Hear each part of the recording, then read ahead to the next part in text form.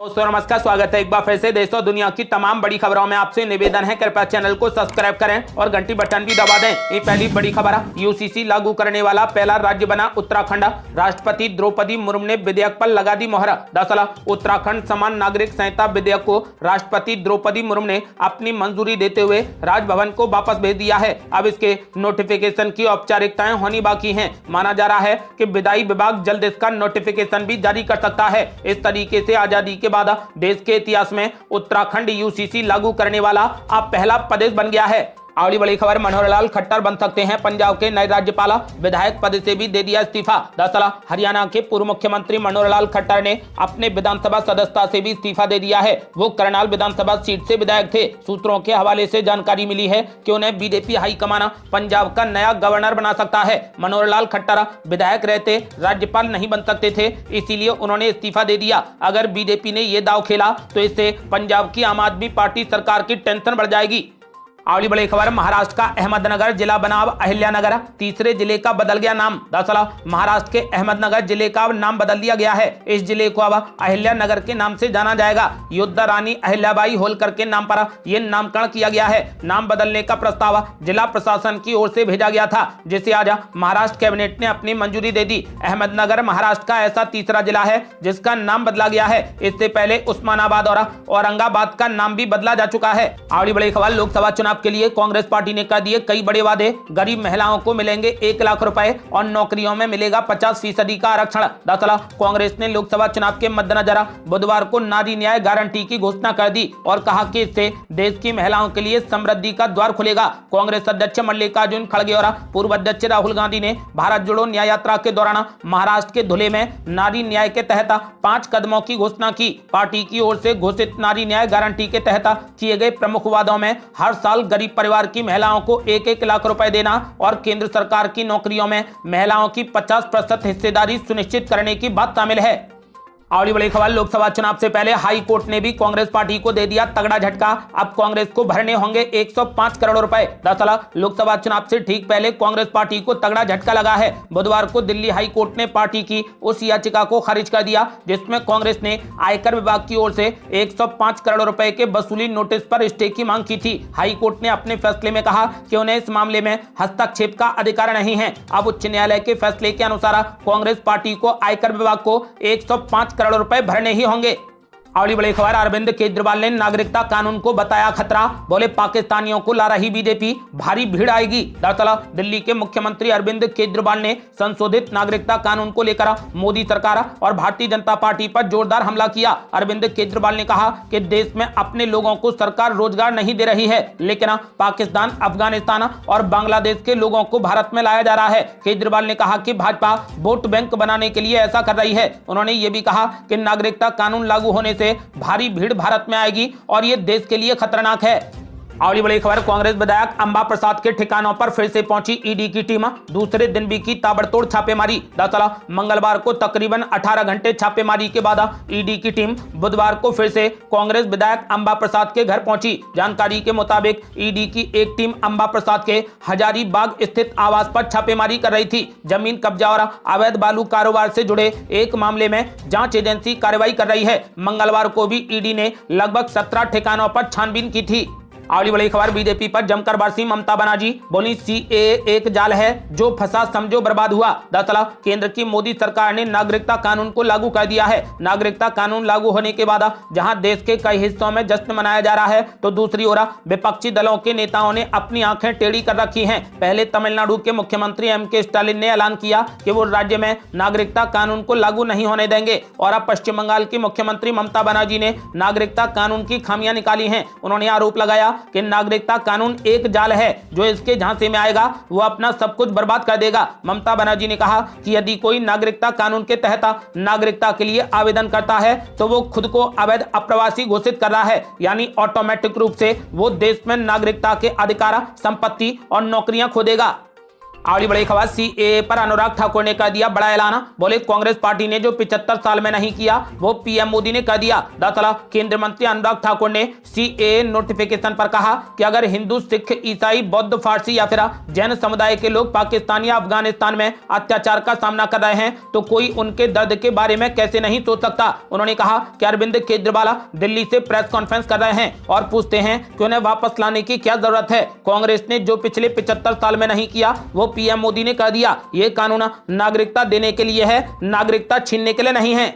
अगली बड़ी खबर, बीजेपी ने अरुणाचल प्रदेश की 60 सीटों पर अपने उम्मीदवार कर दिए घोषित। केंद्रीय चुनाव समिति की बैठक में लगी मोहर। दरअसल बीजेपी ने अरुणाचल प्रदेश की 60 सीटों पर अपने उम्मीदवार घोषित कर दिए हैं। केंद्रीय चुनाव समिति की बैठक में इस लिस्ट पर मोहर लगी। केंद्रीय चुनाव समिति की बैठक बीजेपी के अध्यक्ष जेपी नड्डा की अध्यक्षता में हुई। राज्य के मुख्यमंत्री पेमा खांडू एक बार फिर से मुक्तो रिजर्व सीट से चुनाव लड़ने जा रहे हैं। अरुणाचल प्रदेश विधानसभा का कार्यकाल 2 जून को खत्म होने वाला है। अगली बड़ी खबर, अब टिकट कैंसिल करते ही घंटे भर में पैसा होगा वापस। बुकिंग नहीं होने पर भी तत्काल मिलेगा रिफंड। आईआरसीटीसी देगी बड़ी सुविधा। दरअसल ट्रेन से सफर करने वालों को सबसे ज्यादा गुस्सा तब आता है जब टिकट बुक न होने पर भी उनके खाते से पैसा कट जाता है, फिर इसे वापस पाने के लिए कई दिनों का इंतजार भी करना पड़ता है। अब इस समस्या से जल्द ही छुटकारा मिलने वाला है। आईआरसीटीसी अपने सिस्टम में बड़ा बदलाव कर रहा है जिसके बाद लोगों को मात्र घंटे भर में ही रिफंड मिल जाएगा। इसके तहत अब टिकट बुक होने की सूरत में अगर कस्टमर का पैसा कटा है तो 1 घंटे के भीतर वापस आ जाएगा। इसी तरह अगर किसी ने अपना टिकट कैंसिल कराया है तो उसे भी घंटे भर के भीतर पैसा वापस मिल जाएगा। आईआरसीटीसी जल्द ही इस सिस्टम को लागू करने की तैयारी में है। अगली बड़ी खबर, पीएम नरेंद्र मोदी ने भारत के पहले वाणिज्यिक सेमीकंडक्टर फैब की रखी आधारशिला। दरअसल भारत की सेमीकंडक्टर विनिर्माण क्षमताओं को बढ़ाने की दिशा में एक महत्वपूर्ण प्रगति में पीएम नरेंद्र मोदी ने आज गुजरात में धोलेरा विशेष निवेश क्षेत्र में सेमीकंडक्टर निर्माण सुविधा की आधारशिला रखी। गुजरात के मुख्यमंत्री भूपेंद्र भाई पटेल, केंद्र आईटी मंत्री अश्विनी वैष्णव और अन्य गणमान्य व्यक्ति भी इस कार्यक्रम में शामिल रहे। इस दौरान पीएम मोदी ने कहा कि आज एक ऐतिहासिक दिन है। आज हम भी इतिहास लिख रहे हैं और उज्जवल भविष्य की ओर एक मजबूत कदम बढ़ा रहे हैं। अगली बड़ी खबर, असदुद्दीन ओवैसी ने बढ़ा दी लालू यादव और तेजस्वी यादव की टेंशन। बिहार की 11 सीटों पर चुनाव लड़ने की कर दी घोषणा। दरअसल असदुद्दीन ओवैसी की पार्टी एआईएमआईएम ने बिहार की 11 लोकसभा सीटों पर चुनाव लड़ने का ऐलान कर दिया है। इससे लालू यादव एवं तेजस्वी यादव की पार्टी आरजेडी समेत पूरे महागठबंधन की चिंताएं बढ़ने वाली हैं। ओवैसी की पार्टी बिहार की किशनगंज, अररिया, कटिहार, पूर्णिमा समेत अन्य सीटों पर अपने प्रत्याशी उतारेगी। राज्य के मुस्लिम बाहुल्य इलाके में ओवैसी का पिछले कुछ सालों में खासा प्रभाव भी देखने को मिला है। इसके अलावा असदुद्दीन ओवैसी की पार्टी ने इंडिया गठबंधन में भी शामिल होने की कोशिश की थी मगर बात नहीं बनी तो निराश होकर अकेले ही चुनाव लड़ने का ऐलान कर दिया। अगली बड़ी खबर, लोकसभा चुनाव से पहले कांग्रेस पार्टी को लगा तगड़ा झटका। 3 बार के विधायक अजय कपूर बीजेपी में हो गए शामिल। दरअसल लोकसभा चुनाव से पहले एक बार फिर कांग्रेस को तगड़ा झटका लगा है। कानपुर से 3 बार के विधायक अजय कपूर बुधवार को भाजपा में शामिल हो गए। वो कांग्रेस के राष्ट्रीय सचिव, बिहार के सह प्रभारी भी थे। अजय कपूर के भाजपा में जाने के बाद से कानपुर के कांग्रेस नेताओं को बड़ा झटका लगा है। अजय कपूर यूपी विधानसभा के अध्यक्ष सतीश महाना के रिश्तेदार भी हैं। अगली बड़ी खबर, उन्नाव में विपक्ष पर जमकर बरसे मुख्यमंत्री योगी आदित्यनाथ। बोले सपा, कांग्रेस और बसपा को वोट करने से बर्बाद हो जाएगा आपका वोट। दरअसल मुख्यमंत्री योगी आदित्यनाथ बुधवार को उन्नाव पहुंचे। यहां फतेहपुर 84 में अमर शहीद गुलाब सिंह लोधी की प्रतिमा का अनावरण करते हुए जिले को 241 करोड़ की विकास योजनाओं की सौगात दी। इस दौरान उन्होंने विपक्ष पर भी जमकर हमला बोला। मुख्यमंत्री योगी ने कहा कि सपा, कांग्रेस और बसपा को मतदान करने से आपका वोट बर्बाद हो जाएगा। जो लोग सुरक्षा और रोजगार नहीं दे सकते हैं उन्हें वोट देने की जरूरत नहीं है।